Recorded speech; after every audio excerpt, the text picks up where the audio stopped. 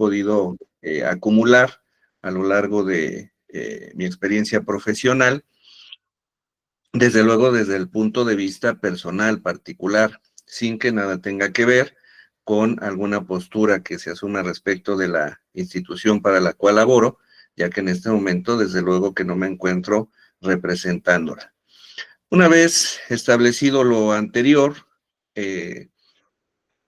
vamos a ubicarnos particularmente en lo que es nuestro procedimiento penal, el Código Nacional de Procedimientos Penales. Tenemos el artículo 211 que nos establece de manera detallada cuáles son las etapas de este procedimiento. Tenemos 3 etapas: la de investigación, que se subdivide en la investigación inicial, la investigación complementaria, tenemos la etapa intermedia y tenemos la etapa de juicio oral. Desde luego, cada una de estas tiene sus particularidades, cada una de estas tiene sus momentos de inicio y fin, pero esto entiendo que ya los que estamos presentes en esta reunión ya lo conocemos, no será un tema que abordaremos de manera particular, a menos de que en algún momento existiera algún tipo de duda o cuestionamiento en torno a ello. Lo que me interesa es situarnos, nuestro procedimiento penal, acorde al Código Nacional de Procedimientos Penales, 3 etapas: investigación, intermedia y de juicio, ya que todas estas se encuentran involucradas en lo que finalmente va a ser el desahogo de los medios de prueba. Si me apoyan con las diapositivas, por favor.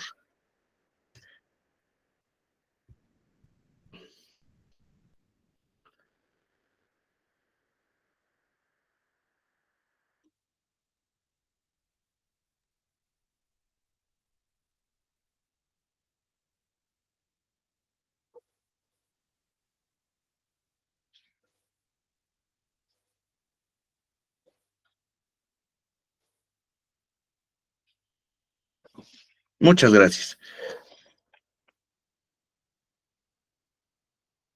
La siguiente, por favor. Bien, vamos a situarnos también respecto de qué es lo que debemos entender nosotros por prueba. Para venta, la prueba es un medio lógico de uso común y general. Prueba es la demostración de la verdad de un hecho, de una afirmación, y puede tener una aceptación no jurídica y jurídica. ¿Esto qué quiere decir? Que en nuestra vida cotidiana nosotros estamos acostumbrados a utilizar medios que no necesariamente sean jurídicos para probar nuestras afirmaciones.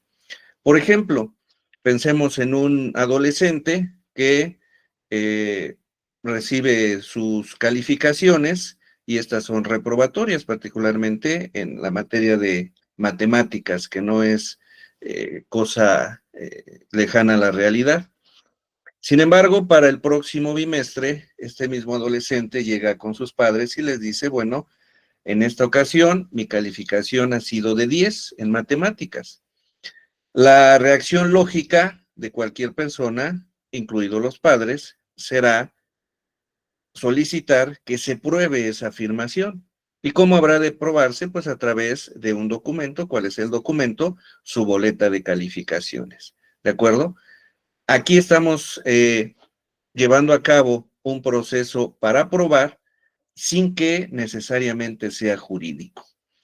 En tal sentido, para Vélez Mariconde, la prueba es todo elemento o dato objetivo que se introduce legalmente en el proceso y es susceptible de producir en el ánimo de los sujetos procesales un conocimiento cierto y probable acerca de los extremos fácticos de la imputación delictiva.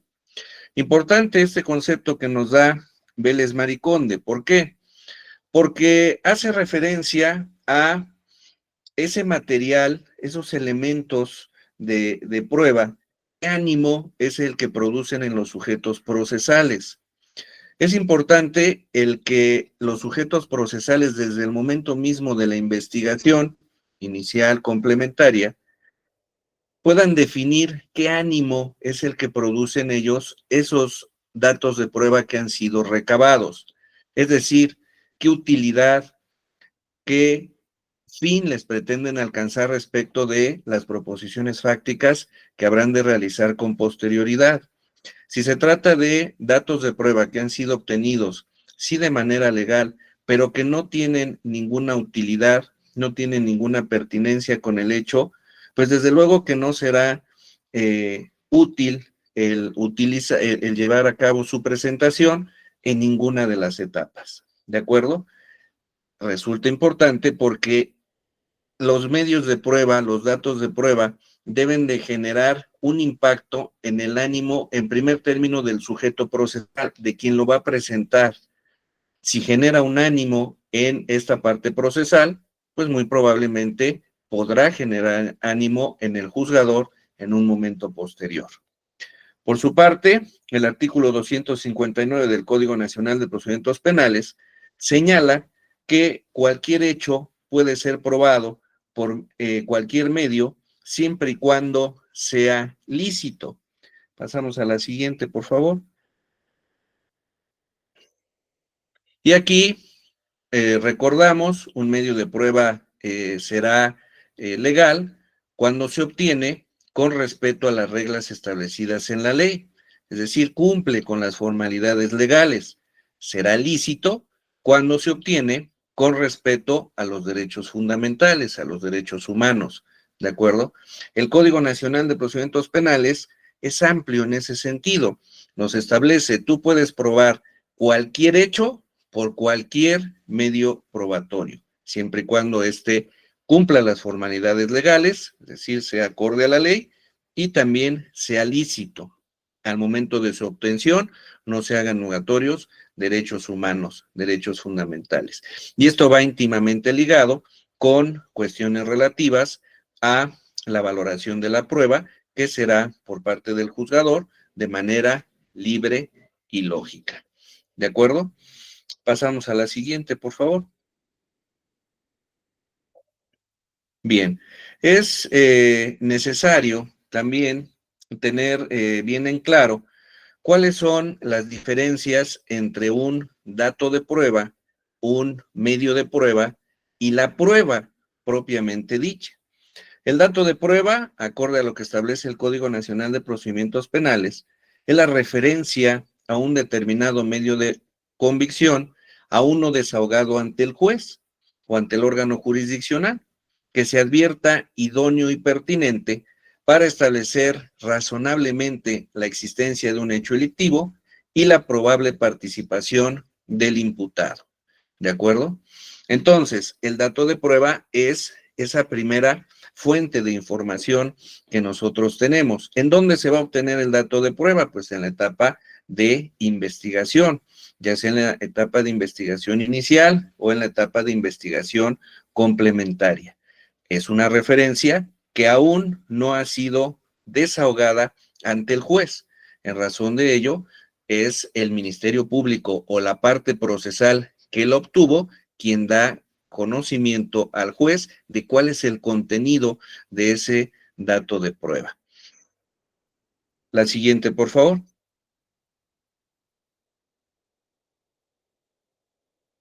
Por cuanto hace a los medios o elementos de prueba, estos se refieren a toda fuente de información que permite reconstruir los hechos respetando las formalidades procedimentales previstas para cada uno de ellos.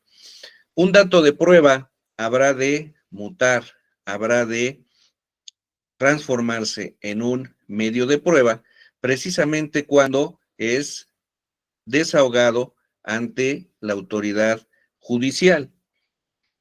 El dato de prueba se obtiene en la investigación inicial, investigación complementaria, se ofrece en la etapa intermedia como un medio de prueba y habrá de ser desahogado en la etapa de juicio, precisamente en estos términos, como medio de prueba. ¿De acuerdo? ¿En qué momento es en el que se muta de medio de prueba y se produce propiamente la prueba? Pues al ser desahogada ante el juez. La siguiente, por favor.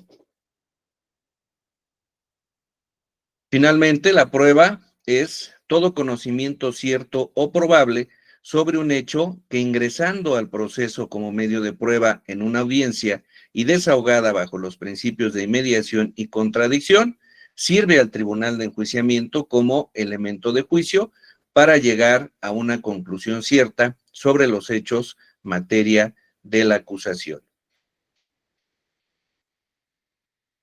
Aparece que Felipe no escucha. ¿Los demás me escuchan? Sí, se escucha.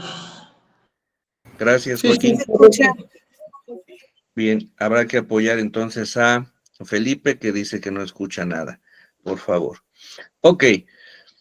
Ahí tenemos entonces estas tres distintas formas de obtención de información relativas a la prueba, acorde al Código Nacional de Procedimientos Penales. El dato de prueba, el medio de prueba y la prueba.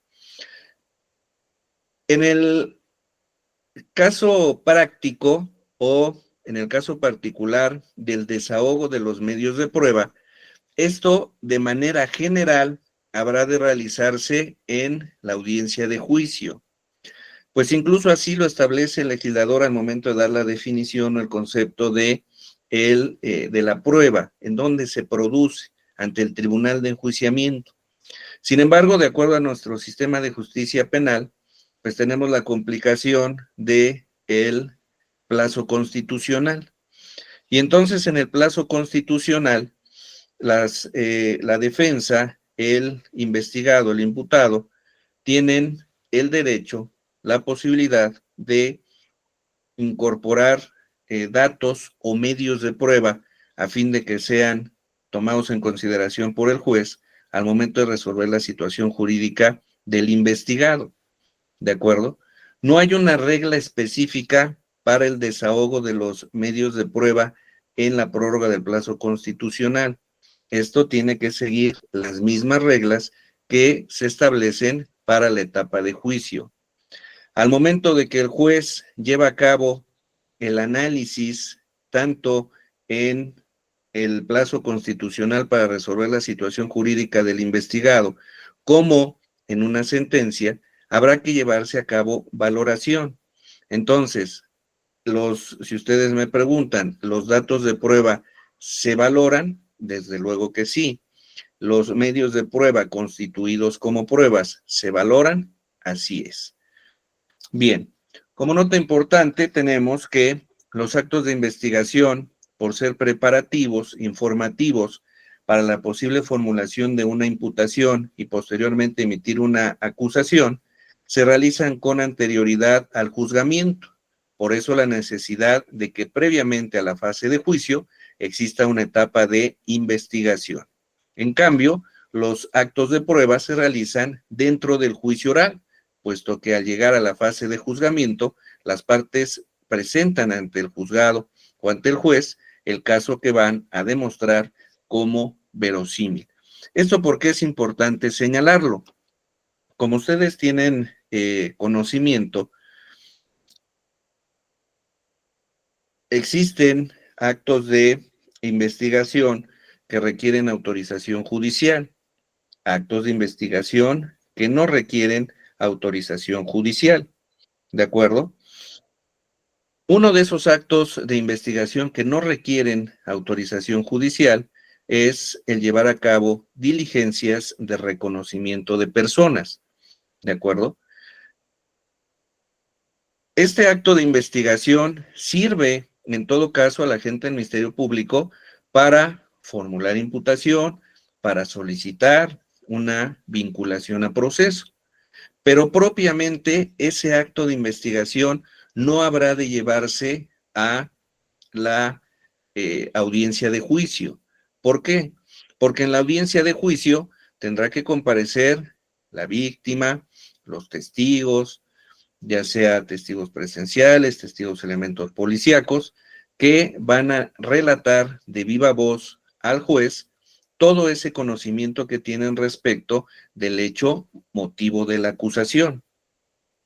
Y estando presentes las partes procesales, el órgano de prueba, incluso público, al cumplirse los principios que rigen el sistema de justicia penal, entre ellos el de contradicción, el de inmediación, es que la víctima, el ofendido, los testigos, de manera directa podrán realizar el señalamiento en contra de el acusado, señalándolo en todo caso como el autor de el hecho motivo de la acusación. ¿De acuerdo? Entonces, el acto de investigación relativo al reconocimiento de personas ya es una circunstancia que ha sido superada y en muchas ocasiones los defensores pretenden esa información hacerla llegar al juicio con la finalidad de demeritar el señalamiento, los señalamientos que realicen la víctima, los testigos, el ofendido en contra de el acusado o los acusados. Sin embargo, dichas circunstancias, reitero, ya han sido motivo de análisis, ya sea en la emisión de la vinculación a proceso o cuando el agente del Ministerio Público considera el oportuno presentar la acusación. Es por ello de la trascendencia de esta nota importante en la que esos actos de investigación, si bien sirven como antecedentes, no van a ser útiles para que en la audiencia de juicio se pretendan incorporar a fin de desvirtuar señalamientos que propiamente pueden ser realizados en la audiencia de juicio. ¿Me apoyan con la siguiente, por favor?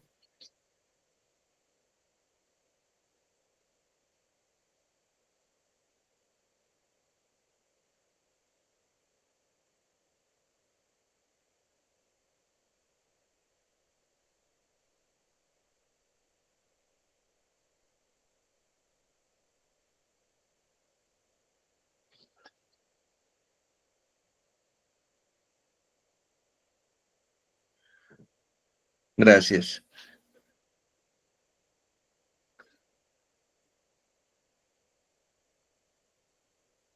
Bien, por cuanto hace a la licitud probatoria, el artículo 263 del Código Nacional de Procedimientos Penales hace referencia a que los datos y las pruebas deberán ser obtenidos, producidos y reproducidos lícitamente y desahogados en el proceso en los términos que establece la propia ley. ¿De acuerdo? Entonces aquí tenemos los tres momentos de la prueba: la obtención, producción y su reproducción.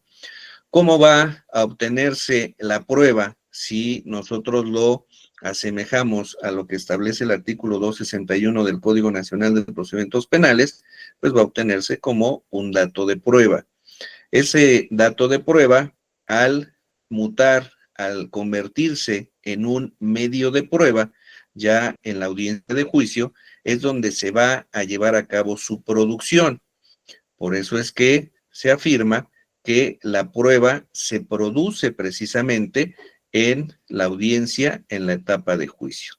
Y su reproducción, pues es la que va a llevar a cabo la parte procesal al momento de emitir sus alegatos finales, sus alegatos de clausura, y la que en su caso va a llevar a cabo el juez, el órgano jurisdiccional, al momento de llevar a cabo la valoración de esos medios de prueba y que se constituyan propiamente como pruebas.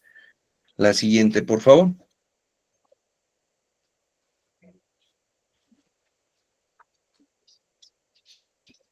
Una vez establecido lo anterior, es necesario también tener bien en claro los momentos respecto de los cuales se va a poder llevar a cabo ese ofrecimiento de medios de prueba que nosotros vamos a desahogar en la etapa de juicio. Y para ello es que, de acuerdo al procedimiento establecido en el Código Nacional de Procedimientos Penales, se cuenta con una etapa en particular. Como ustedes ya lo conocen, esta etapa es la intermedia. ¿Cuál es el objeto de la etapa intermedia? Pues el ofrecimiento, la admisión, la depuración de los hechos controvertidos, que serán materia de debate en juicio, debiendo tomar en consideración el artículo 345 del Código Nacional de Procedimientos Penales, ello en lo relativo a la celebración de acuerdos probatorios. ¿Por qué son trascendentes los acuerdos probatorios? Porque permiten liberar cuestiones que no van a ser motivo de litis. Si se tiene un asunto en el que la víctima debe reunir una calidad específica, como sería en un hecho delictuoso, en un delito de violación equiparada, la víctima es una persona menor de 15 años de edad. ¿Cómo va a justificarse que es una persona menor de 15 años de edad o que en el caso específico cuenta con 13 años? Pues a través de un documento, de su acta de nacimiento. Esta acta de nacimiento, como lo veremos en un momento posterior, habrá de ser incorporado a juicio a través de un testigo de acreditación. Este testigo de acreditación lo va a reconocer, va a informar sobre él e incluso va a dar lectura a la totalidad o la parte conducente de ese documento. Eso es lo que va a pretender probar el agente del Ministerio Público, la calidad específica de la víctima, que ésta tiene menos de 15 años. Sin embargo, respecto de ese particular, la defensa, el propio acusado, no tienen modo de controvertirlo, no tienen modo de objetarlo, incluso ellos están de acuerdo, efectivamente, la víctima, al momento de acontecer ese hecho, tenía la edad de 13 años. Si las partes están en acuerdo y no se advierte que dicha información no se hubiese obtenido de manera voluntaria el acuerdo por el acusado, por la víctima ofendido, podrá ser materia de un acuerdo probatorio. Al ser materia de acuerdo probatorio, esto ya no tendremos que llevarlo a juicio para debatirlo, ya aparecerá en el auto de apertura a juicio como una circunstancia probada y consecuentemente el juez así habrá de valorarlo. ¿Es útil para las partes procesales y para la autoridad judicial? Desde luego que sí, porque permite centrar a las partes procesales y a la materia de litigio en cuestiones que efectivamente están en controversia.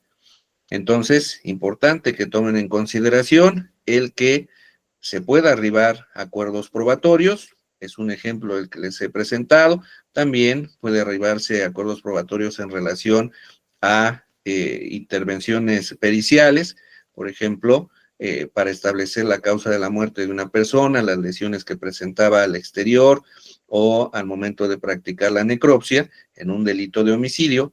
Si como defensa, si como acusado no se tiene algún medio de prueba que sea útil, que sea idóneo para poderlo controvertir, pues desde luego que la causa de la muerte, las lesiones ocasionadas y que presentaba el cuerpo de la víctima, bien podrá ser motivo de acuerdos probatorios. Pero bueno, todo esto se presenta específicamente en la etapa intermedia. En la etapa intermedia vamos a llevar a cabo el desahogo de algún medio de prueba, desde luego que no. Únicamente habrá de llevarse a cabo su ofrecimiento, su debate, en su caso su admisión o su exclusión. La siguiente, por favor. Bien. Previo al objeto de la etapa de juicio y regresando un poco a la etapa intermedia, únicamente para una cuestión como recomendación de el de la voz, se presentan algunos asuntos en los que en la etapa intermedia, en el ofrecimiento de los medios de prueba, tanto el Ministerio Público como la defensa ofrecen los mismos medios de prueba. Ofrecen el testimonio de 5 personas que son exactamente las mismas. Cuando el órgano de prueba es propiamente obtenido y va a ser presentado por el Ministerio Público. Si la defensa ofrece ese mismo medio de prueba a través de ese órgano de prueba, en mi consideración, limita la actividad de la propia defensa. No es lo mismo el obtener información de un testigo en contrainterrogatorio, como lo veremos en un momento posterior, utilizando preguntas sugestivas, a obtener información de un testigo directo a través del interrogatorio, ¿de acuerdo? Entonces, en cada asunto en particular, en cada asunto en específico, ustedes tendrán que analizar la conveniencia, si están actuando como defensores, defensoras, la conveniencia de ofrecer los mismos medios de prueba que la gente del Ministerio Público y no hacer uso únicamente de el contrainterrogatorio, que respecto del margen de preguntas que pueden realizar, pues es mucho más amplio que el interrogatorio directo. Únicamente para que lo tomen en consideración, porque al momento de estar incorporando un medio de prueba que ya la gente del Ministerio Público incorporó de manera directa, como podría ser, por ejemplo, un policía de investigación, un testigo presencial, desde luego que ustedes no tienen la comunicación con el órgano de prueba como lo tendrían si fuera propio para poder no aleccionarlo, pero sí prepararlo respecto de qué preguntas son las que se van a realizar y qué información en específico es la que a ustedes les resulta útil obtener. Como no tienen esa comunicación, pues difícilmente el órgano de prueba podrá dar la información que ustedes específicamente requieren. Es mucho más fácil o sería mucho más fácil que ustedes la obtuvieran a través de un contrainterrogatorio. Ahora sí, por cuanto hace al objeto de la etapa de juicio, la etapa de juicio tiene por objeto la decisión de las cuestiones esenciales del proceso. Esto se realiza sobre la base de la acusación, en el que se debe asegurar la efectiva vigencia de los principios de inmediación, publicidad, concentración, igualdad, contradicción y continuidad. ¿De acuerdo? Entonces, reiteramos, aquí en la etapa de juicio es donde realmente habrá de producirse la prueba.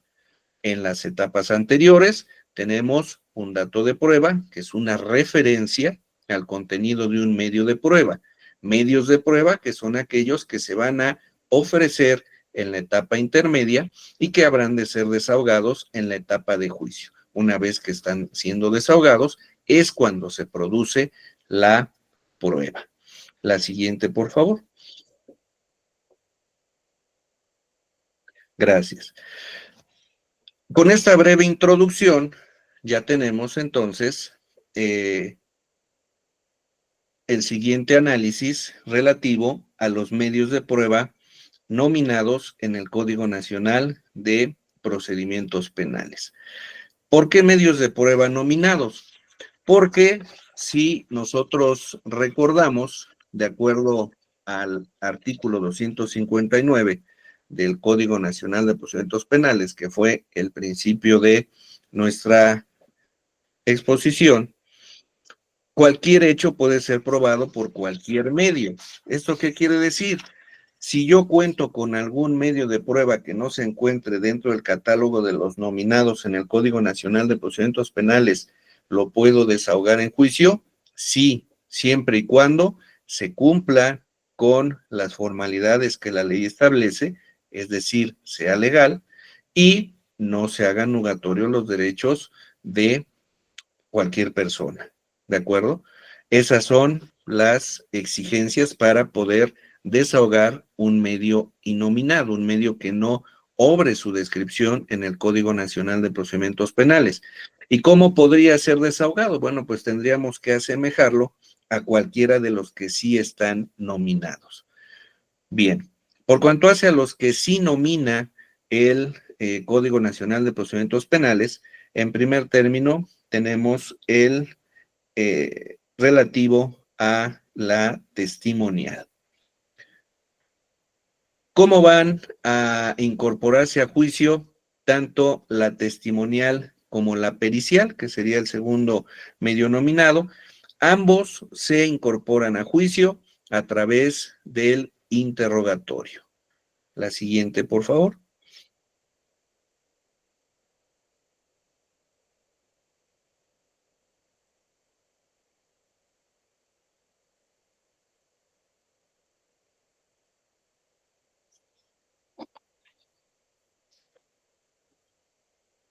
Gracias. Durante la audiencia, los peritos y testigos deberán ser interrogados personalmente. Su declaración personal no podrá ser sustituida por la lectura de los registros en que consten anteriores declaraciones o de otros documentos que las contengan. Solo deberá referirse a esta y a las preguntas realizadas por las partes. La siguiente. Nota importante. De acuerdo a lo que establece el artículo 387 de la Ley Adjetiva de la Materia, solo se podrán incorporar la prueba material y la documental previamente admitidas, salvo las excepciones previstas en este código. Porque es una nota importante hablando de la prueba testimonial y la prueba pericial.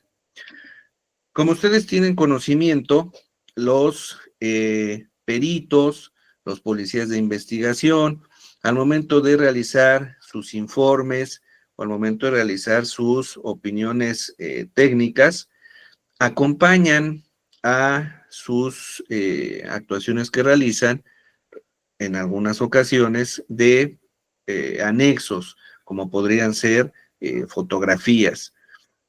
Estos anexos forman parte de la opinión pericial o del informe. Sin embargo, como lo establece el artículo 387, la exposición que realiza de viva voz el órgano de prueba, en este caso el testigo, policía de investigación o perito, pensemos en un perito en materia de criminalística, no podrá ser sustituido por la exhibición de documentos. Y tampoco se pueden exhibir documentos o incorporar pruebas materiales cuando éstas no fueron previamente admitidas. En términos claros y precisos, ¿qué quiere decir esto?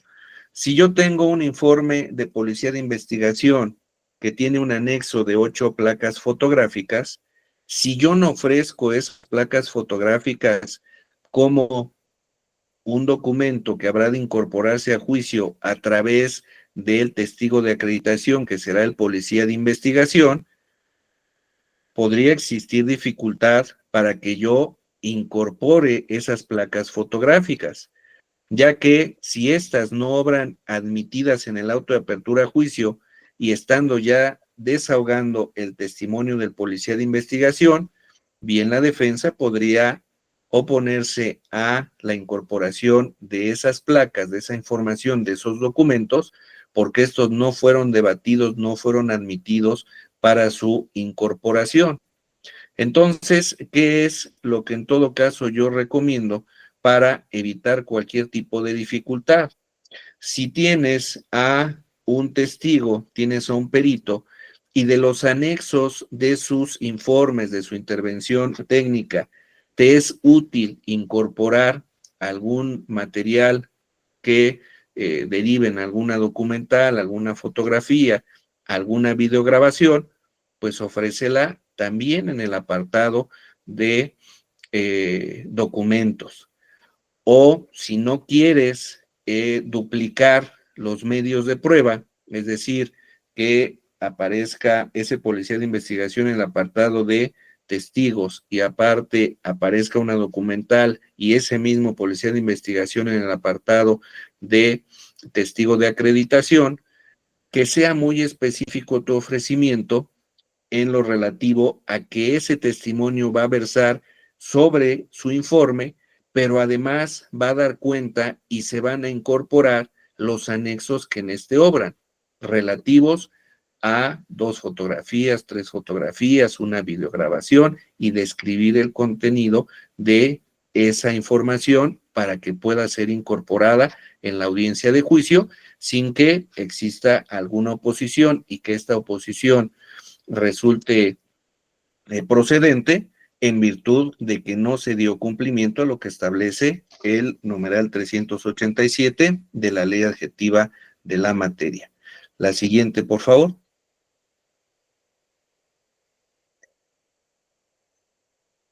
La forma de incorporar el testimonio y la pericial, pues son, como lo hemos escuchado, como ya lo sabemos, a través del interrogatorio.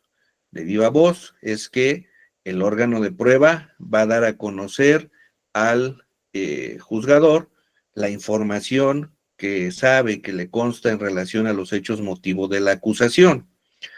Previa a la intervención del órgano de prueba, sea un testigo, sea un perito, pues desde luego que deberá ser identificado, deberá ser protestado en términos de ley para que se conduzca con verdad. Y una vez realizado lo anterior, habrá de verificarse que no se encuentre dicho testigo en alguna facultad de abstención de emitir su testimonio o su pericial, a las cuales hace referencia el Código Nacional de Procedimientos Penales. Una vez que ya se ha verificado lo anterior, que se tiene por identificado al órgano de prueba que éste ha sido protestado, ya se está en posibilidades de llevar a cabo su desahogo. Su desahogo se lleva a cabo a través de el interrogatorio. ¿Quién va a interrogar? Pues el oferente del medio de prueba. ¿Quién va a contrainterrogar? La contraparte del oferente del medio de prueba. Una vez que se culmina con ese contrainterrogatorio, el oferente tendrá derecho de reinterrogar. Ese reinterrogatorio tendrá que versar única y exclusivamente sobre cuestiones relativas al contrainterrogatorio. Si se pretende reinterrogar sobre cuestiones que al oferente del medio de prueba se le pasó preguntar en interrogatorio, desde luego que serán motivo de objeción por parte de su adversario, ya que no deviene del contrainterrogatorio.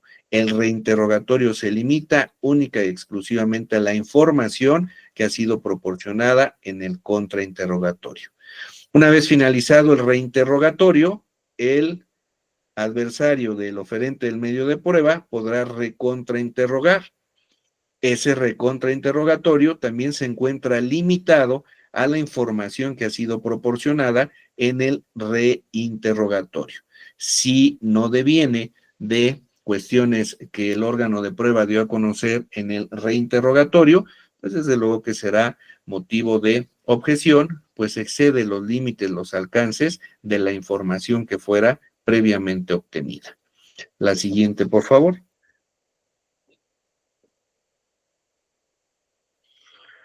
La ley nos establece, toda pregunta deberá formularse de manera oral y versará sobre un hecho específico. En ningún caso se permitirán las siguientes preguntas: las que sean ambiguas o poco claras, las que sean conclusivas, las que sean impertinentes o irrelevantes o argumentativas, aquellas que tiendan a ofender al testigo o peritos o que pretendan coaccionarlos. Las preguntas sugestivas solo se permitirán a la contraparte de quien ofreció al testigo en contrainterrogatorio. ¿De acuerdo? De ahí la importancia de lo que le señalaba momentos previos en torno a poder decidir qué tan útil me será un testigo que es de la fiscalía, yo como defensor ofrecerlo como propio y tratar de obtener información a través del interrogatorio directo sin poder realizar preguntas sugestivas. La siguiente, por favor. Una materia que es de importante relevancia dominar, conocer, es precisamente la relativa a la materia de las objeciones. Se tiene en algunos casos la idea de que el desvirtuar, el demeritar a un órgano de prueba del contrario será a través del contrainterrogatorio. Sin embargo, en consideración del de la voz, la mejor forma de evitar que el órgano de prueba del contrario proporciona información que sea útil al juez es a través de las objeciones. Si se utilizan de manera adecuada las objeciones, esto impedirá que el oferente del medio de prueba o quien pretende controvertirlo obtenga información de ese órgano de prueba. Las objeciones deben realizarse antes del testigo emita la respuesta.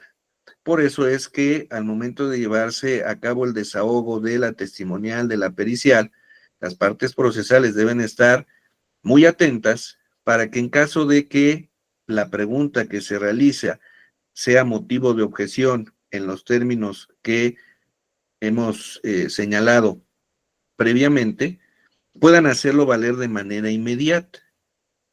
¿Qué se tiene que señalar al momento de objetar? Pues únicamente establecer objeción por ser reiterativa, por ejemplo.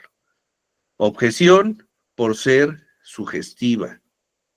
No se requiere el argumentar alguna cuestión extraordinaria, pues la propia ley establece cuáles son las preguntas que no podrá realizar las partes procesales. ¿Cuál es la actuación o la intervención del juez? El juez tiene que analizar la pregunta y el motivo de la objeción. En caso de considerar obvia la procedencia de la pregunta, resolverá de plano. ¿Cómo habrá de resolver? Al lugar a la objeción, no al lugar a la objeción. Contra esta determinación no se admite recurso alguno. En mi experiencia profesional, si una parte procesal realiza el cuestionamiento, su adversario objeta, únicamente es necesario para mí que señale cuál es el motivo de la objeción. Reitero, podría ser, se objeta por sugestiva, yo lo analizo y de inmediato resuelvo. No doy lugar a ninguna clase de debate, pues así no lo establece la ley. La ley establece, el juez analiza la pregunta, analiza su objeción y resuelve. Y tampoco hay oportunidad para que se genere un posible debate respecto de esa calificación. ¿Por qué? Pues porque la propia ley te señala, contra la determinación de el juzgador no se admite recurso alguno. Si yo estoy actuando como parte procesal, realizo un cuestionamiento, se objeta por sugestivo y el juez califica procedente la objeción, ¿qué tendré que hacer? Pues buscar la forma de que ese mismo cuestionamiento pueda realizarlo sin que caiga en la hipótesis de ser sugestivo para el testigo, ¿de acuerdo? Por eso es que al momento de estar desahogando el medio de prueba testimonial, pericial, se requiere de mucha concentración y habilidad para poder estar modificando o cambiando incluso la estructura de los cuestionamientos que se realicen para separarlos de cualquier posibilidad de objeción. La siguiente, por favor. La ley adjetiva de la materia hace referencia al testigo hostil. De acuerdo al diccionario de la Real Academia de la Lengua Española, hostil significa contrario o enemigo. Entonces estaríamos en presencia de un testigo de estas características, testigo contrario o enemigo. El tribunal de enjuiciamiento permitirá al oferente de la prueba realizar preguntas sugestivas cuando advierta que el testigo se está conduciendo de manera hostil. Podría presentarse en el desahogo de la testimonial o la pericial que el oferente del medio de prueba advierta que su testigo no le está proporcionando información y que se comporta bajo esas características de ser su contrario, su enemigo, más allá de un órgano de prueba que él ofrece para obtener información que le resulta útil. Tendría que plantearse la incidencia estando llevándose a cabo el desahogo del medio de prueba, y solicitar bajo esa incidencia de las características del testigo, su comportamiento hostil, que se le permita en interrogatorio directo formularle cuestionamientos sugestivos. ¿De acuerdo? Habría que verificar, en todo caso, cuál es el comportamiento hostil, porque una cuestión es comportarse de esta manera como un contrario o como un enemigo, o que realmente el órgano de prueba no recuerde información. Por eso, hace unos momentos yo insistía en que deben verificar la utilidad de ofrecer los mismos medios de prueba que la gente del Ministerio Público, porque en determinado momento podrían pensar, si el policía de investigación que ofreció el Ministerio Público y que yo también ofrezco, pero respecto al cual no tengo ningún contacto de manera directa con él, para preparar el desahogo del medio de prueba, reitero, preparar, no aleccionar, podría yo pensar que ante las respuestas limitadas del órgano de prueba, yo podría tramitar la incidencia para que se le determine como un testigo hostil y entonces, en directo, realizarle preguntas sugestivas. Sin embargo, esto no opera de manera tan sencilla como podría pensarse, porque les reitero, una cuestión es que el testigo se comporte de manera hostil y otra que realmente no recuerde la información que requiere obtener la defensa o el contrario de quien ofreció de manera directa también a ese órgano de prueba. Entonces, habría que verificar la utilidad de ofrecer el mismo medio de prueba por diversas partes procesales en interrogatorio directo. Y en todo caso, mejor hacer uso efectivo del contrainterrogatorio. La siguiente, por favor.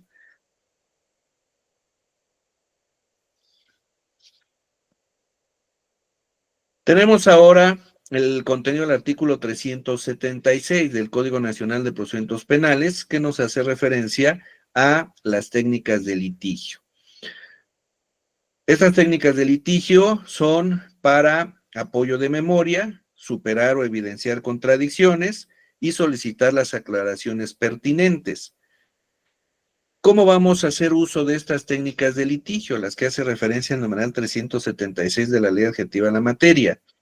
Necesitamos agotar estos 4 momentos de acuerdo a mi percepción. El primero es obtener del órgano de prueba la información relativa al material que nos servirá para el uso de la técnica de litigio.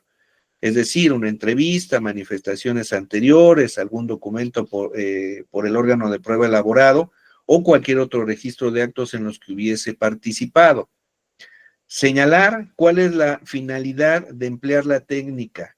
Será para apoyo de memoria, superar o evidenciar contradicciones, solicitar las aclaraciones pertinentes.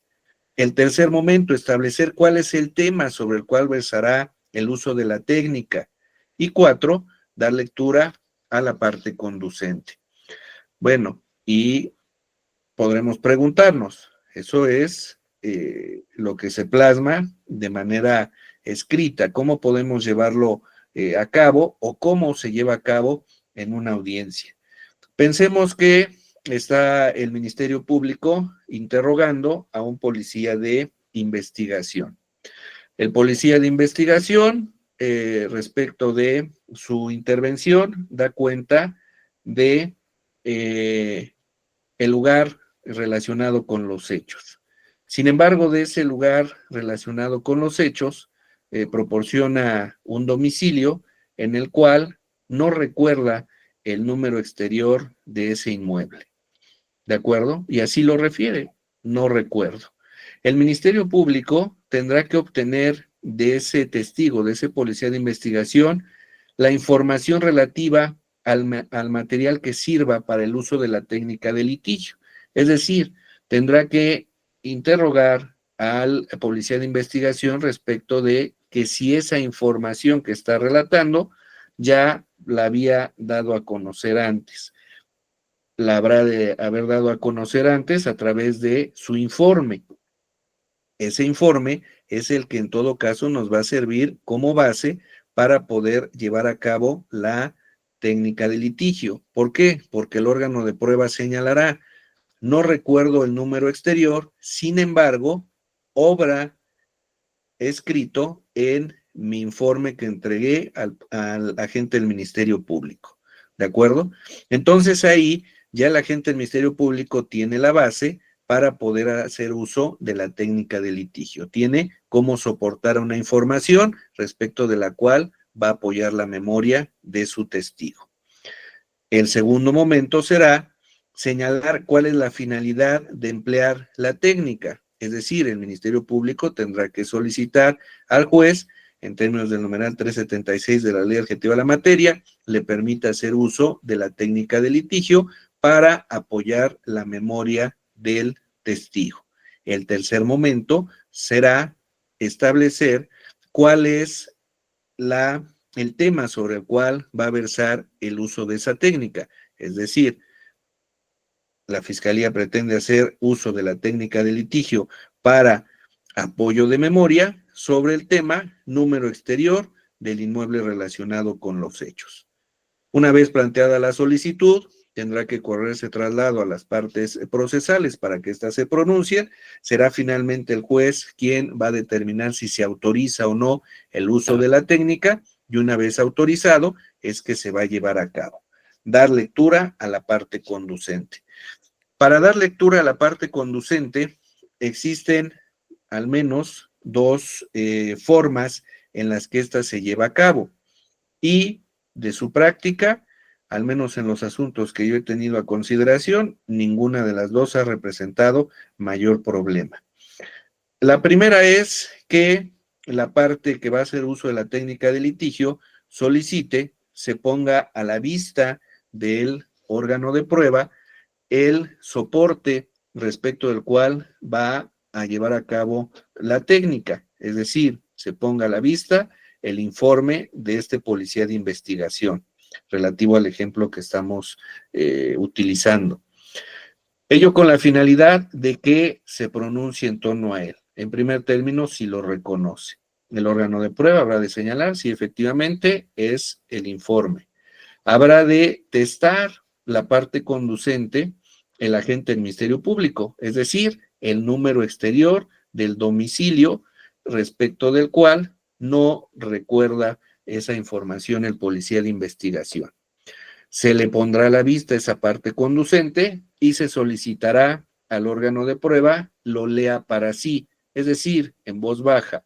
Habrá de tenerlo a la vista, lo habrá de leer para sí, se le retira el material de apoyo y entonces el Ministerio Público vuelve a cuestionarle respecto de la información que nos recordaba para que el órgano de prueba, ya a través de uso de esa técnica, pueda señalar. Efectivamente, es el número 36A que se encuentra plasmado en mi informe. Esa sería una forma de llevar a cabo el uso de la técnica de litigio. La otra forma es que sea propiamente el agente del Ministerio Público el que dé lectura de esa parte que ha sido testada. La ley no establece de manera clara y precisa quién es el que tendrá que llevar a cabo ese ejercicio de dar lectura, si es propiamente el órgano de prueba o la parte procesal que está haciendo uso de la técnica. Respecto de lo que yo podría recomendar es en todo caso que la parte procesal que va a llevar a cabo el uso de la técnica de litigio sea quien lea la parte conducente. ¿Por qué? Porque si nosotros ponemos a la vista del órgano de prueba, en este caso del policía de investigación, su informe, aun y cuando el auxiliar encargado de sala verifique la forma de que no tenga acceso al contenido diverso de ese informe y únicamente a la parte conducente que ha sido testada, podría llevarse a cabo alguna contaminación del órgano de prueba. y que éste tuviera a la vista distinta información relativa a su informe. Entonces, a fin de evitar dicha circunstancia, les reitero, yo propongo que se lleve a cabo a través de la lectura por quien está desahogando el medio de prueba. Llevándolo a cabo de ese modo, hasta el momento yo no he tenido ningún tipo de inconveniente. Sin embargo, cualquiera de las dos formas que ustedes utilicen, pues desde luego que será legalmente procedente. La siguiente, por favor. El siguiente medio de prueba que aparece nominado en el Código Nacional de Procedimientos Penales es la declaración del acusado. Sin embargo, como ustedes ya lo conocen, pues la declaración del acusado, más allá de ser un medio de prueba, pues es un derecho constitucional, convencional y legal. Este derecho que le asiste al acusado de declarar en la inteligencia de que en caso de hacerlo, toda la información que proporcione deberá ser tomada en consideración por el juez al momento de resolver su situación jurídica, ya sea en una vinculación a proceso o en una sentencia.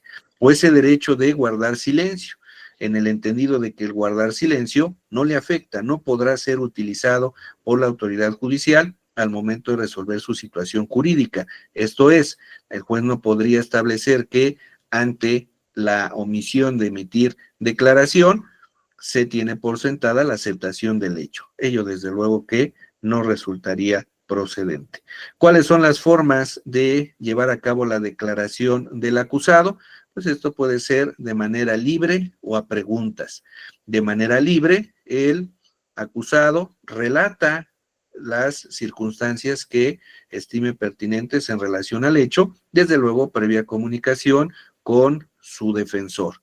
A preguntas, esto es a través de los cuestionamientos que pueda realizar la defensa, siguiendo desde luego las mismas reglas que para el desahogo de los testimonios y las periciales, es decir, las reglas del interrogatorio.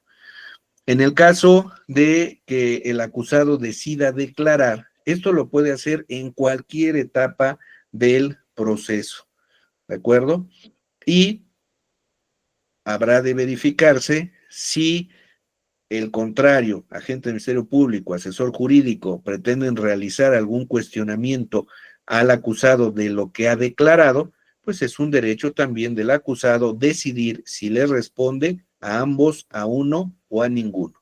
Reiteramos, es un derecho constitucional, convencional y legal a la no autoincriminación. La siguiente, por favor. Prueba documental y material. Se considera documento todo soporte material que contenga información sobre algún hecho. Quien cuestione la autenticidad del documento tendrá la carga de demostrar sus afirmaciones. El documento podrá incorporarse de manera íntegra o en la parte conducente. Esto, desde luego, queda a consideración de quien va a incorporar la información. La siguiente, por favor. ¿Cómo va a incorporarse esta prueba documental? Y también nos sirve para la prueba material. Los documentos, objetos y otros elementos de convicción, previa a su incorporación a juicio, deberán ser exhibidos al imputado o a los testigos o intérpretes y peritos para que los reconozcan o informen sobre ellos. ¿Esto qué quiere decir? Para poder incorporar un documento, una videograbación, una prueba material, necesariamente requerimos de un testigo de acreditación. Un testigo entendido como el imputado, víctima, ofendido, testigos propiamente o incluso peritos que reconozcan en primer término ese objeto, ese documento, esa videograbación y que nos informen sobre ellos. Solo se podrá incorporar a juicio como prueba material o documental aquella que haya sido previamente acreditada.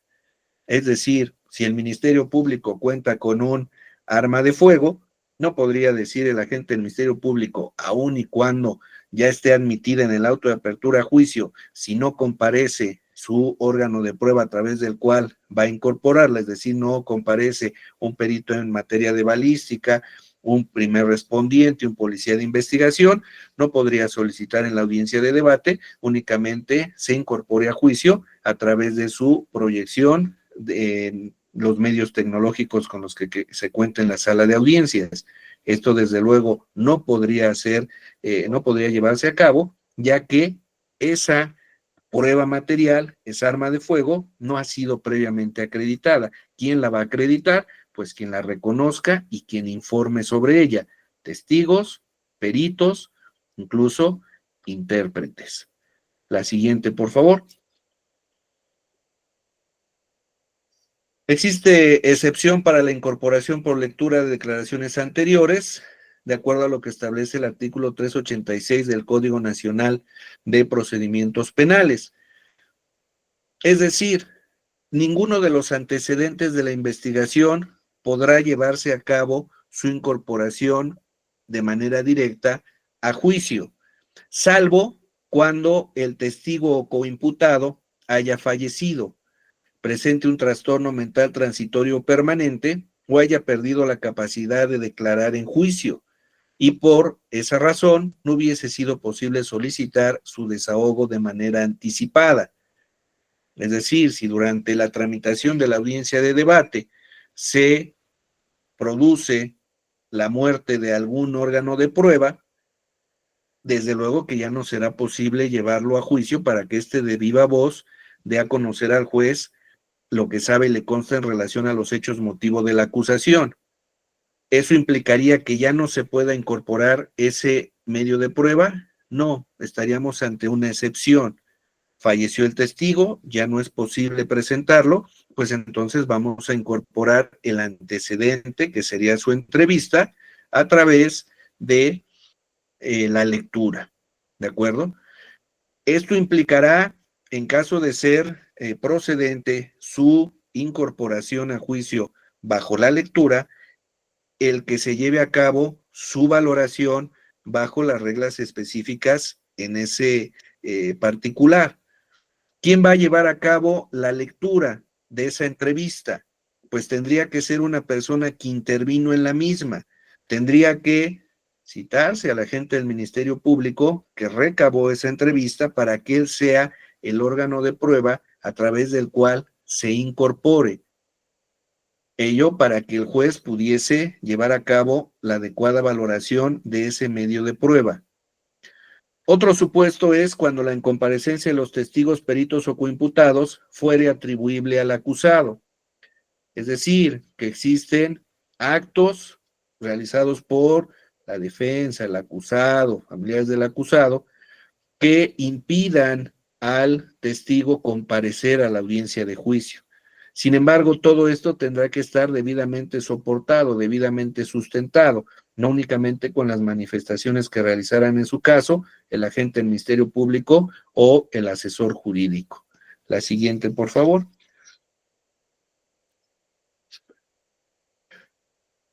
Bien. Respecto de esta prueba documental y material, particularmente la prueba documental, habrá que tener cuidado desde la etapa intermedia cuando se realice el ofrecimiento del medio de prueba. En ocasiones se hace alusión a los dispositivos de almacenamiento, un CD, una memoria USB que contienen una videograbación. Y así es como se ofrece y así es como se admite. Sin embargo, en mi consideración, lo que debe ser ofrecido propiamente es el contenido. Un CD que contiene 48 imágenes. Lo que voy a ofrecer son las 48 imágenes. Esas 48 imágenes son un documento y ese documento se encuentra contenido en un CD. No caso contrario, ofrecer el CD, respecto del cual en muchas ocasiones ni siquiera se describe cuál es el contenido que habrá de incorporarse a la audiencia de debate. Y esto podría generar complicaciones ya al momento de estarse desahogando, pues si se ofreció únicamente la USB, el contrario podría requerir que únicamente se lleve a cabo su incorporación a través de su exhibición de el dispositivo, no del contenido, porque el contenido no propiamente aparece en el auto de apertura como admitido y susceptible de desahogarse. En esa razón, o en razón de ello, yo les recomendaría que desde el momento mismo de realizar su ofrecimiento en la etapa intermedia, este sea de la manera más clara y precisa, sobre todo cuando se ofrece información que se contiene en dispositivos de almacenamiento. El Código Nacional de Procedimientos Penales hace referencia a otras pruebas y a la constitución del tribunal en lugar distinto, así como los medios de prueba nuevos o de refutación. Respecto de otras pruebas, se reitera que otras pruebas se pueden ofrecer, desahogar, cualquiera que no sea contraria a las disposiciones legales y que no se obtenga bajo la violación de derechos humanos. La constitución del tribunal en lugar distinto, esto podría asemejarse lo que en el sistema tradicional teníamos como la inspección judicial, cuando sea necesario el que el juez se constituya en un lugar distinto a la sala de audiencias a fin de poder apreciar alguna circunstancia de un lugar que sea necesaria para la resolución del asunto. En el caso de llevar a cabo una inspección en un lugar relacionado con los hechos, pues tendrán que constituirse las partes procesales. Si los acusados se encuentran restringidos de su libertad, quien los va a representar en esa diligencia, pues es el órgano de defensa, se tendrá que videograbar esa diligencia y una vez que es videograbada, que se concluye con su tramitación, tendrá que regresar el juez, las partes procesales a la sala de audiencias para poder llevar a cabo su incorporación a través de la reproducción de esa videograbación, ya en presencia de los acusados, para que incluso las partes procesales puedan realizar los pronunciamientos correspondientes en torno al desahogo de ese medio de prueba.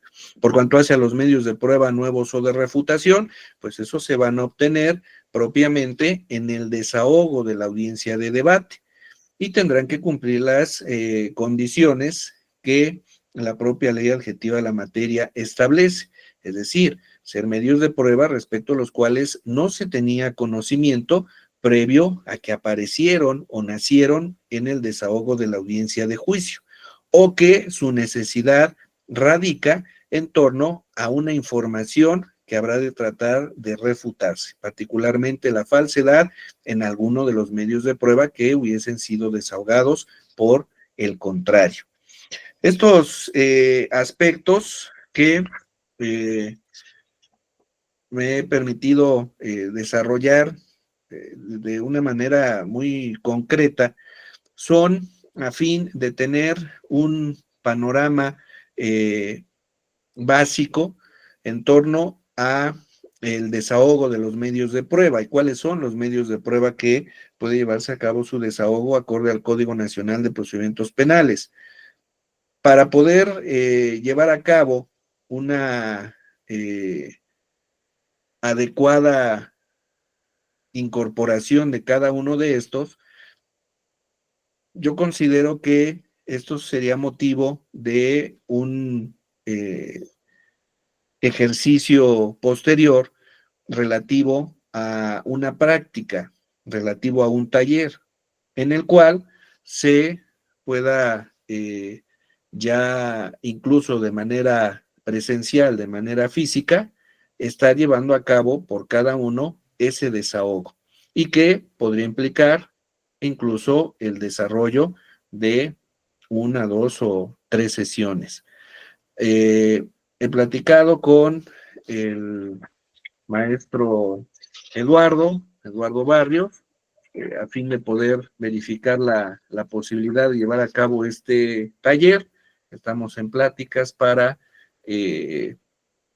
poder definir las fechas. Si es que resulta de su interés, pues podríamos llevar a cabo el mismo. Espero que con esta breve plática les haya servido para generar algunas inquietudes, generar algunas dudas y que pues nos sirva para posteriores intervenciones. Por mi parte, por el momento sería todo. Les agradezco mucho su tiempo, su disposición, el haber escuchado al de la voz durante estos minutos y doy el uso de la voz al maestro Víctor y posteriormente me parece que viene una sesión de preguntas. Gracias. Bueno, pues muchas gracias, maestro Aldo, muy interesante todo lo que nos ha compartido y pues en efecto, ¿no? Este tema tan extenso que a veces se dificulta en tan poco tiempo poder pues aclarar todas las dudas que a veces tenemos.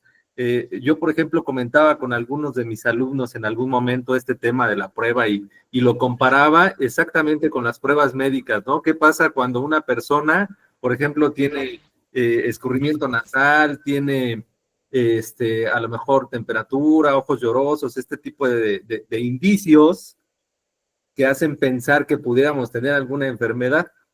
¿Y hasta qué momento estamos seguros? Pues hasta el momento que nos hacemos la prueba, ¿no?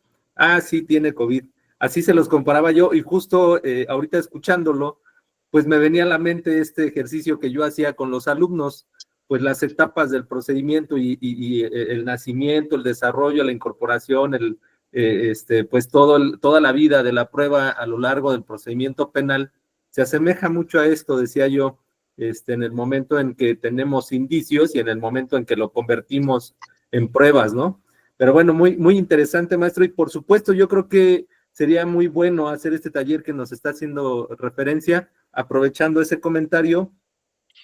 Por ahí estuvieron mandando mensajes el presidente, el maestro Eduardo Barrios, para hacerles saber a todos los colegiados los próximos cursos. Se los voy a decir aquí de forma muy resumida. Está el día 13, 17 y 19 de febrero. Precisamente el maestro Eduardo Barrios impartirá por ahí algún taller en materia del nuevo Código de Procedimientos Civiles y Familiares, más enfocado a la materia familiar, que bueno, pues es a los que litigamos el pan de todos los días. También el día 22 de febrero está por confirmar por temas de salud de uno de sus familiares, el maestro Alejandro Méndez, también juez de tribunal de enjuiciamiento de allá bueno, ex juez más bien, ya se jubiló, de allá del Poder Judicial del Estado de México, para impartir también una ponencia en materia penal. Tenemos el 24, 26, 28 de febrero a la maestra Rosa González, y ella nos va a hablar de un tema que va a estar muy de boga, del derecho migratorio actualmente ahorita con todo lo que ha acontecido con nuestros vecinos de arriba. Me parece que va a ser un tema muy interesante. También el día 5 y el 8 de marzo, la maestra Elizabeth Soto nos va a apoyar con una ponencia en materia penal también. Y el día 2 y 5 de abril ya se tiene también una ponencia por parte de la maestra Elizabeth Luna, que me parece que por ahí nos acompaña tanto la licenciada Noemí, la licenciada Elizabeth Soto como la licenciada Elizabeth Luna, por ahí andan también conectadas, ya las vi. Y la Por aquí licenciada andamos, Elizabeth amigo. Buena tarde a todos. Buena tarde, amiga. Nos va a compartir también un tema de materia administrativa. Pues bueno, es importante comentarles que estos cursos en su mayoría serán para las personas que están colegiadas. Algunas de las ponencias las vamos a hacer igual que esta, para el público abierto, pero bueno, pues no quiero desaprovechar la oportunidad para invitarlos a colegiarse.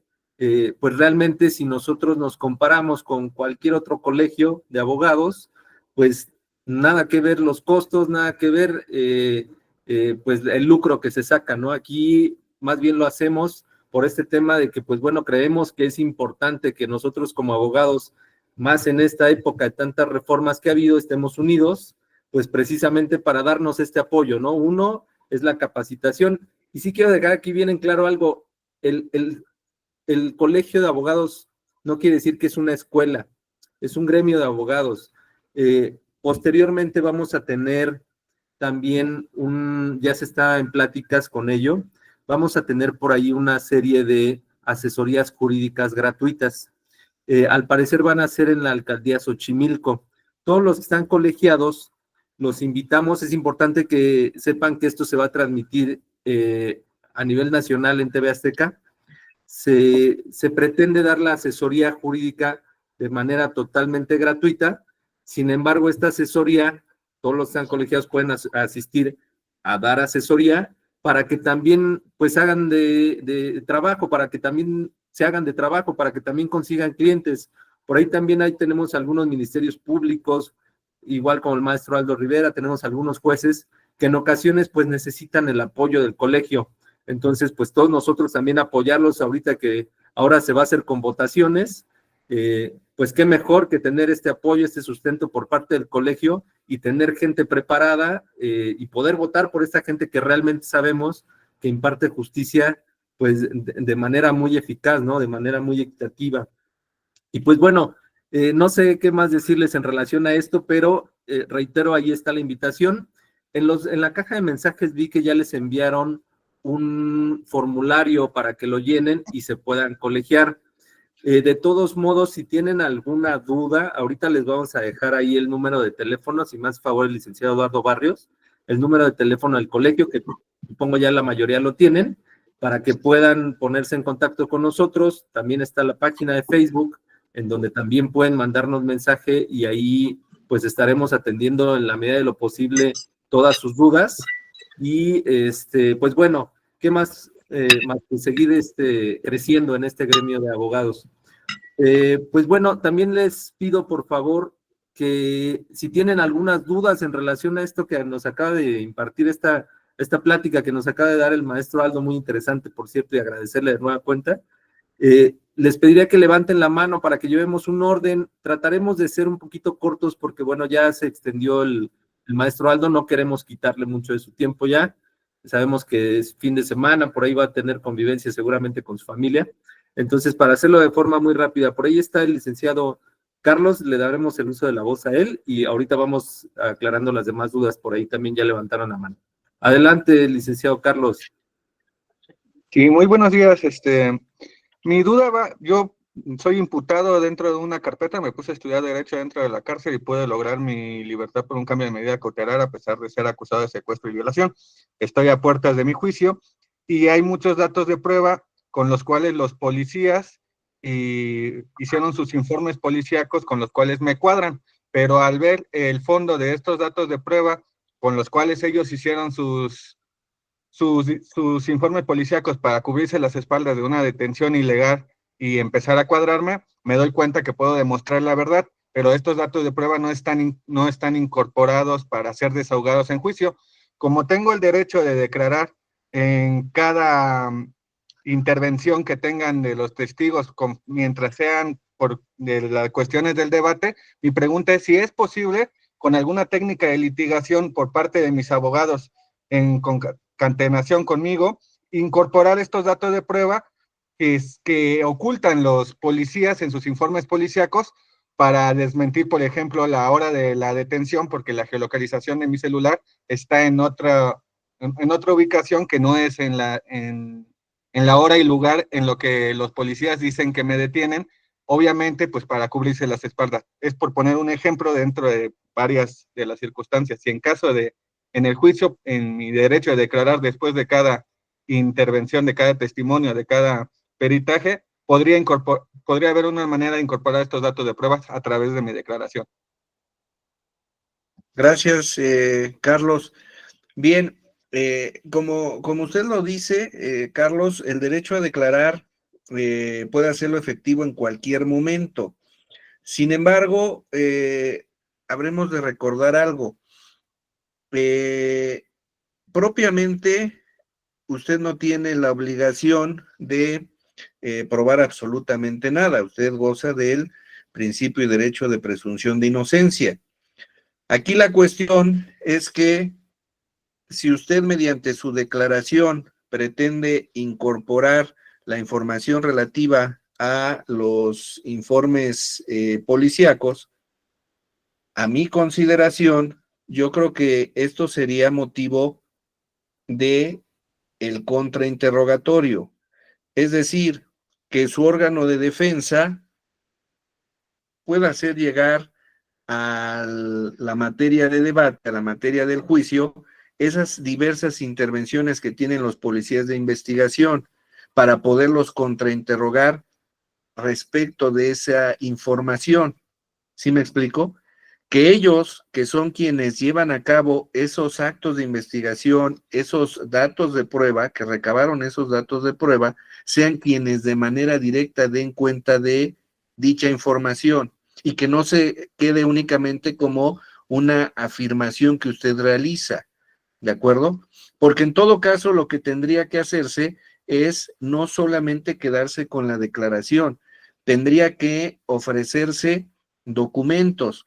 Sin embargo, ahí podríamos tener la problemática de que no se pueden incorporar antecedentes de la investigación, es decir, la problemática de que su órgano de defensa ofreciera documentos relativos a avances de investigación. Yo considero que toda esa información podrá ser desahogada a través de el contrainterrogatorio que su órgano de defensa realice a cada uno de estos elementos de policía de investigación. Y si dicen, es que no me acuerdo, bueno, pues nos vamos a la técnica de litigio 376, apoyo de memoria, y ya se utiliza toda esa información que ya aparece como antecedente de la investigación. ¿Sí me explico, Carlos? Sí, gracias. Mi duda es en caso de que, por ejemplo, la defensa no tuviera o por alguna objeción no se pudiera haber incorporado ese dato de prueba, hacer un último intento ya con mi declaración. Incorporar ese dato de prueba que sí está dentro de la carpeta de investigación, pero no está dentro de sus informes de ellos. Bien. Ahí le reitero, será cuestión de verificar esa información que sí es dato de prueba, qué registro de la investigación constituye. Y usted, en uso de su derecho, puede declarar, puede pronunciarse respecto de todos esos datos de prueba. Sin embargo, aquí sería cuál es la utilidad y cómo soportamos esa declaración. ¿Sí me explico? Sí, muchas gracias. De Ok, nada, Carlos. muy bien. Carlos, bueno, también te sugeriría, bueno, tenemos varios abogados ahí especialistas en materia penal en el colegio. Si gustas alguna asesoría, con todo gusto te la podemos brindar, no tiene ningún costo. Mándanos un mensajito y te apoyamos ahí en aclarar esas dudas también. Dice ahí Lorelei Rodríguez Romero. Adelante, licenciada. Gracias, buenas tardes. Respecto a las técnicas de litigio, la contraparte puede solicitar que en algún medio de prueba la parte que lo ofrece le dé lectura para evitar que se filtren demás datos. Si es que sí, ¿cómo se puede realizar? Sí, Lorelei, mire, al momento de solicitar la parte procesal que va a llevar a cabo el uso de la técnica de litigio, seguramente habrá de pedir al juez que se ponga a la vista el soporte, la entrevista o el informe. Ahí usted puede señalar que no se opone al uso de la técnica de litigio, sin embargo, a fin de evitar la contaminación del órgano de prueba en torno al resto de la información que contiene el material de apoyo, sea el propio agente del Ministerio Público o el asesor jurídico quien dé lectura. Así yo lo solicitaría y no creo que exista mayor dificultad. En todo caso, si el juez o la jueza le refiere que no, que tiene que ser el órgano de prueba quien de manera directa se imponga del antecedente, bueno, peticionar que quien se lo va a poner a la vista asuma todas y cada una de las medidas para que solo sea visible esa parte conducente y que incluso así se lo muestren. ¿De acuerdo? Sí, muchas gracias. No, al contrario. Sí, había alguien más hace ratito levantando la mano, nada más que no tiene nombre su sesión. Adelante, licenciado.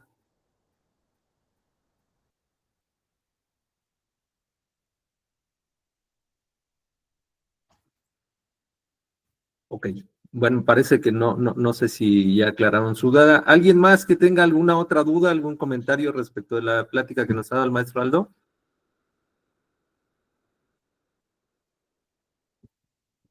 Ok, Bueno, pues al parecer fue tan clara su ponencia, maestro Aldo, que estoy seguro que las dudas nacen ya cuando estamos sentados detrás del escritorio y nos vamos a acordar muy bien de usted, cuando a veces se nos traban ahí algunas cosas en audiencia por los nervios y otros. Por ahí nos preguntan qué costo tiene la colegiación. Pues mira, no tengo aquí el dato exactamente a la mano, realmente son los derechos, lo que se paga es muy, muy económico porque varía para los estudiantes y para los licenciados, pero la mensualidad tiene un costo de 100 pesos, si no estoy mal, realmente pues es algo totalmente significativo, pero a ver, tengo aquí ya los costos a la mano, miren. La inscripción para estudiantes está en 150 y para los abogados en 500. Es único pago que se hace, el primer pago. La mensualidad para los estudiantes está en 50 pesos, para los licenciados en 100 pesos, y en caso de que quieran su credencial, que esto es optativo, tiene un costo de 150 pesos, es absolutamente todo lo que se paga, realmente es algo muy significativo, y que les voy a hacer este comentario, porque creo que es importante, esto que se llega a recaudar, créanme que no es con un fin lucrativo. Por ejemplo, cuando los invitamos a ustedes a las sesiones de asesoría gratuita, pues tenemos que llevar mesas, tenemos que llevar de repente a lo mejor una carpa, algo donde resguardarnos, porque no en todos los lugares nos asignan lugares cómodos. Entonces, de repente tenemos que llevar este tipo de materiales y es en lo que se ocupa. La intención del colegio, créanme, es pues que nos estemos apoyando entre abogados, que tengamos esta unión y que pues ahorita que hace falta muchísimo, pues tengamos apoyo entre nosotros, ¿no? Entonces los invito de nueva cuenta a colegiarse, ya por ahí dejaron el link pues es un formulario donde les pide los datos básicos, son datos muy básicos que necesitamos para inscribirlos al colegio.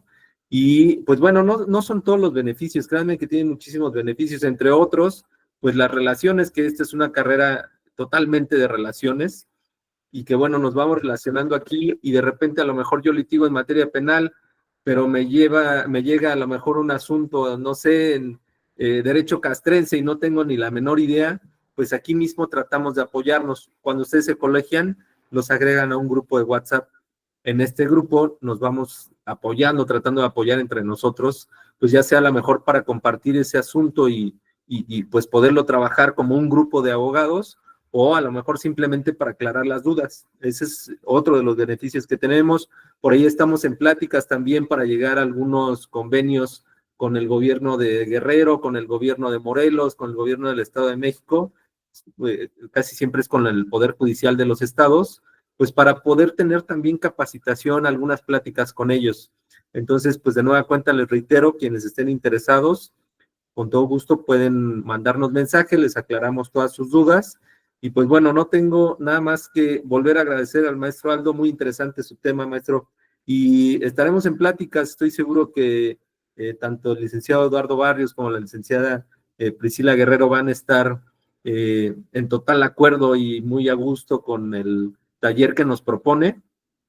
Pues hay que organizarnos, no sé si puede ser de manera presencial o en línea también, lo vemos, y pues para mandarle la invitación, generalmente van a encontrar en la página de Facebook los cursos, los próximos cursos que se imparten y las próximas actividades. Estamos nada más en espera incluso ya de lo que les comentaba, de las asesorías jurídicas. Al parecer van a ser en la alcaldía Xochimilco, justo en la alcaldía. Nada más es que nos autorice la alcaldesa de Xochimilco y ahí estaremos. Y bueno, pues vamos a iniciar también ya en poco tiempo en algunos estados, iniciando seguramente por los más cercanos aquí a la Ciudad de México, que será Estado de México, Morelos, algunos municipios a lo mejor de Morelos, no sé. Pero bueno, pues no sé, ¿alguien más? ¿Alguna duda, algún otro comentario? Y si no, pues con esto cerraríamos y les agradecería muchísimo el estar presentes. Ok. Gracias. Maestro, al contrario, gracias a ustedes, maestro Eduardo, no sé si quiere compartirnos algunas palabras.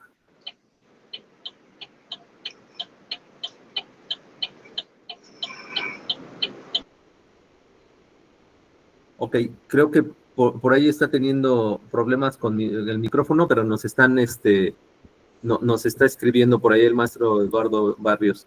Dice por aquí Misael Rodríguez, ¿cuál es la correcta cadena de custodia para poder otorgar pruebas de videos o fotografías en dispositivos electrónicos?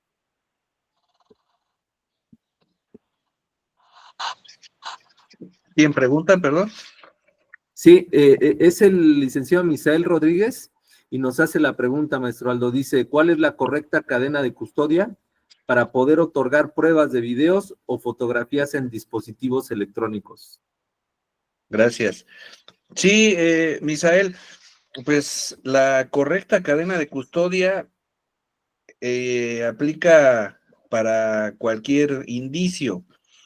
En el caso de las videograbaciones, si estas son proporcionadas por C5 o C4, ahí no tenemos problema, porque ellos mismos se ocupan de llevar a cabo esa cadena de custodia. Si se trata de videograbaciones obtenidas de un particular, ¿qué recomendaría?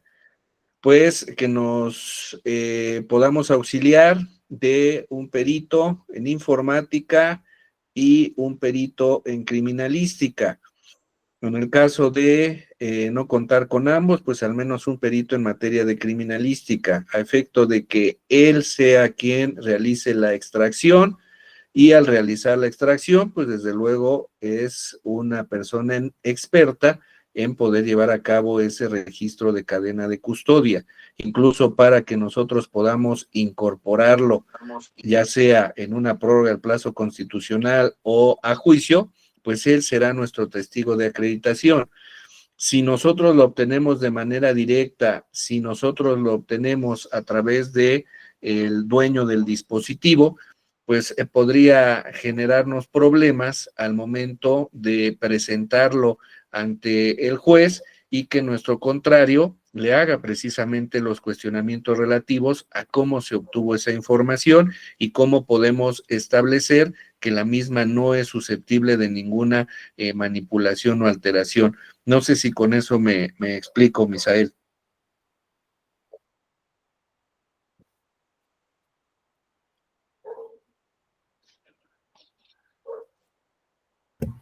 Me parece que está escribiendo, dice, queda claro, maestro. Por ahí está también el licenciado Antonio Cortés. Adelante, licenciado. ¿Qué tal, maestro? Muy buena tarde.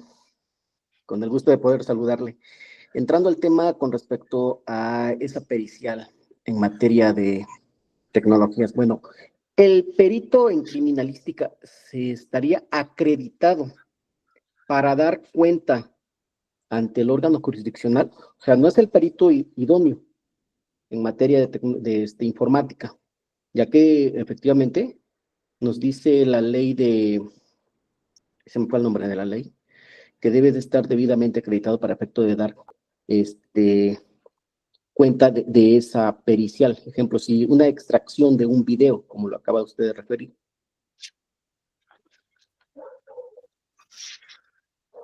Sí, gracias, mi querido Antonio, un fuerte abrazo. Precisamente la pregunta que nos hacía Misael es en torno a la obtención. Si nosotros analizamos la intervención del perito en materia de criminalística, a mi consideración, es el idóneo, el útil para poder llevar a cabo la obtención, la recolección de ese indicio y así generar nuestra cadena de custodia. Para efectos de poder sustentar la inviolabilidad o el que no pueda alterarse el contenido ya propiamente del medio de prueba que es la videograbación, pues sí necesitaríamos que nuestro perito en materia de criminalística tenga conocimientos en informática o en su defecto apoyarnos del perito en materia de informática, ¿de acuerdo? Pero si hablamos específicamente de ese proceso de cadena de custodia, pues desde luego que el perito en materia de criminalística está o debe estar plenamente capacitado para poder llevar a cabo el mismo y que éste sea legalmente válido. Muchas gracias. Al contrario, usted, Toño. Adelante, licenciada Cecilia. Sí, mi pregunta es cuando se gira el oficio al C4 para por ejemplo, en un hecho de tránsito, este, ah, y el policía de investigación es el que y acude al módulo del C4 para que le proporcionen las grabaciones para ver cómo se llevó a cabo la colisión entre los autos, y él es el encargado de llevar a cabo ese registro de cadena de custodia. En estricto, quien lo realiza, quien inicia, pues es precisamente el operador de C4 que obtuvo la información, ¿de acuerdo? Y Él de va a ahí, acompañar a ese registro de su cadena de custodia. Me y refiero al ya nada más se registro, lleva la a la trazabilidad. grabación. ¿Perdón? Se respeta la trazabilidad nada más. Exactamente. Ahí, si interviene el policía de investigación, pues tendría que llevar a cabo su registro, pero dentro de la cadena de custodia que ya inició quien lo obtuvo. Y si ese policía de Ok. investigación lo pone a disposición del perito en informática, pues tendrá que seguirse precisamente esa trazabilidad. Lo mismo ocurriría si fuera particular. Mi perito en materia de criminalística va y lo obtiene. Después, él se lo entrega al perito en materia de informática, ¿de acuerdo? Y se sigue esa misma trazabilidad. Gracias. No, al contrario. Ok, por ahí hay una pregunta más del licenciado José. Adelante, licenciado. Licenciada José María, perdón, Meneses, adelante.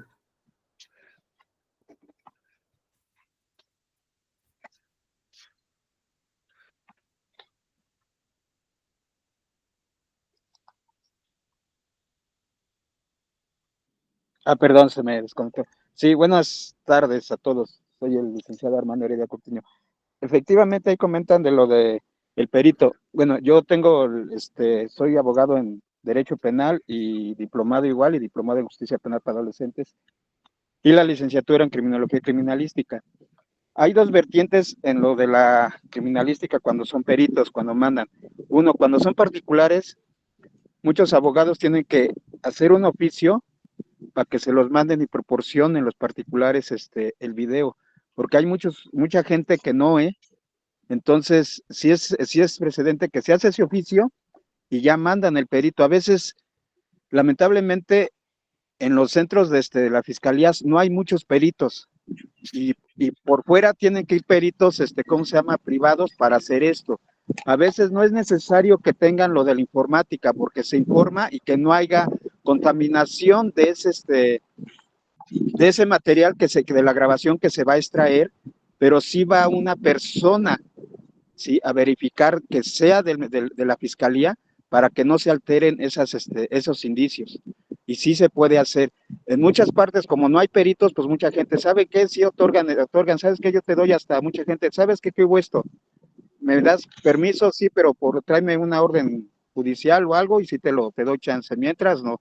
Y hay unos que dicen, no, con todo gusto yo todo eso, pero sí es necesario dar parte al Ministerio Público que la persona va a acceder a dar esas pruebas o esos videos, porque es muy difícil, ¿eh?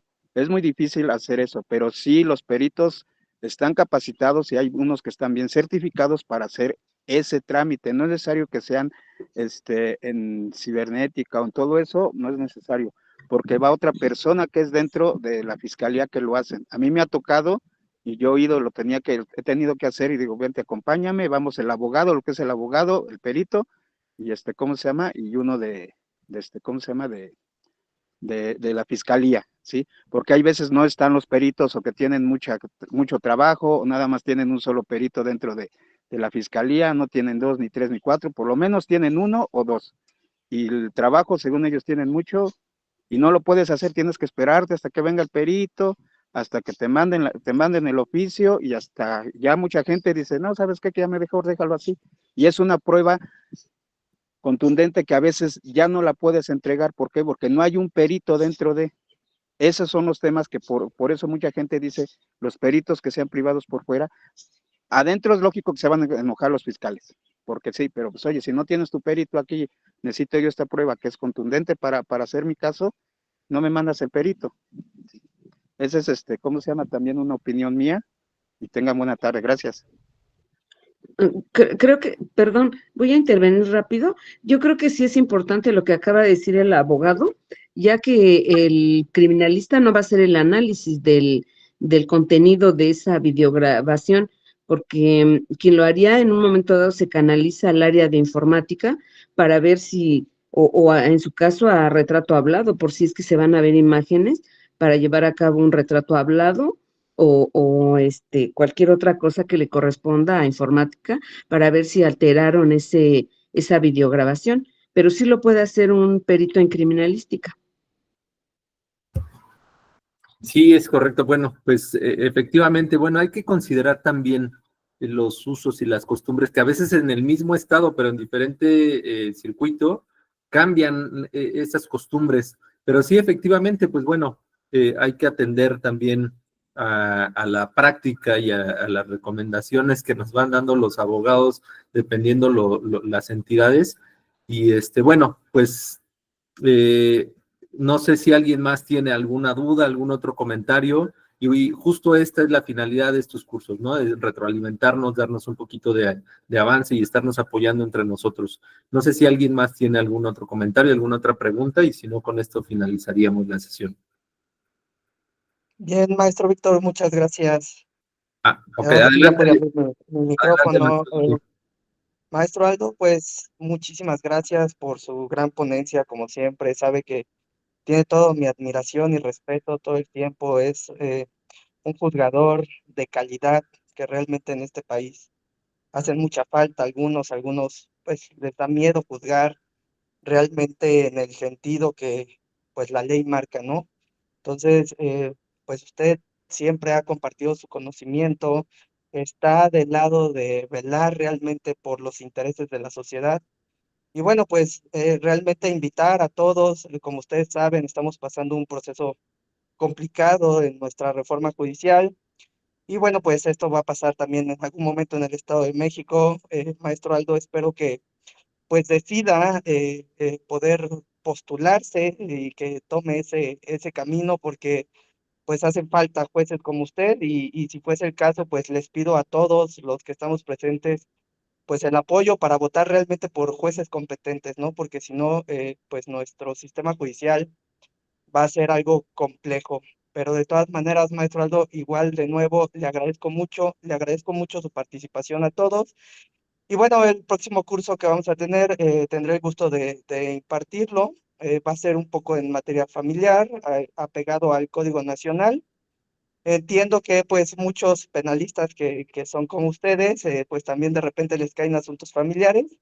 Y bueno, es importante que sí podamos entender porque el derecho familiar está cambiando de una manera muy amplia y ya no podemos nada más ir a litigar el derecho familiar sin tener el conocimiento adecuado, porque sí podemos lastimar al núcleo familiar. Entonces, pues los invito a que puedan participar y les agradezco a todos, pues evidentemente su presencia. Muchas gracias. Muchas gracias, presidente. Maestro Aldo, muchísimas gracias. También agradecer a la vicepresidenta, a la licenciada, la maestra en Derecho, Priscila Guerrero. Y pues estamos en contacto, espero verlos pronto de nuevo. Muchísimas gracias a todos. Gracias, buenos días.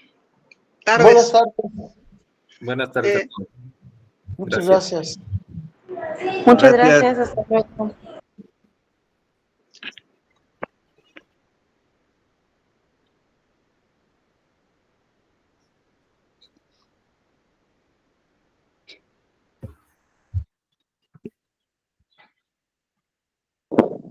Gracias, que tengan bonita tarde a todos.